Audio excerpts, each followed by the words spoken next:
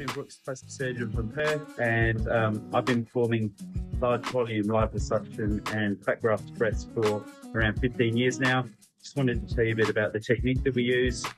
We use water-assisted liposuction here with human meat.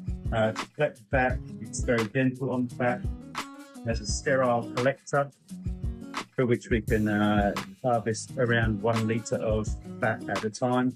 That lid has now been removed, and on this here has aspirated up the fat into 60ml syringes, which have been sat there now for about 10 minutes. We've introduced a few extra steps into the processing system. You may have heard a beep in the background, and that was a centrifuge that has just finished spinning the fat.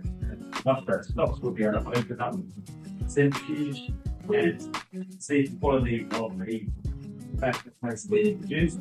So I'm going to remove those sterile litter. There are 2 layers that we can then remove. There is the aqueous layer and the oil layer.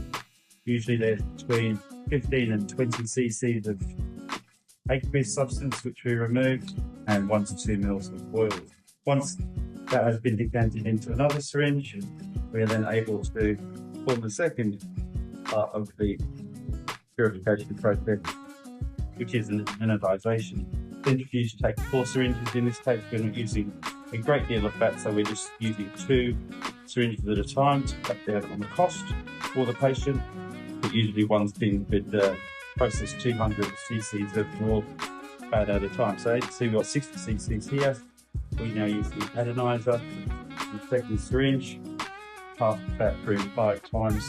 If I was forming fat graft to other areas of the body, such as the face, then I would use the Adinizer initially, and then there are further anodizers to produce even smoother fat to correct facial asymmetry. So the purpose of this is to break up any larger clumps of fat into smaller pieces.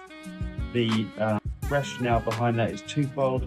One, it produces a very smooth paste that allows very even distribution of fat when it's injected. It then eradicates any end tip areas where you can inadvertently over-inject. So that's now pure fat, the one we made earlier. Inject from the 50ml syringe, and it's very smooth and very uniform, no big clumps. And that there you go, you can see how cellular that is. And that decreases the chance of developing lumps of fat necrosis, and allows for a very smooth, even, quick injection, because I can now inject the 50ml syringe with great accuracy. So that's the Samson Adinizer and centrifuge.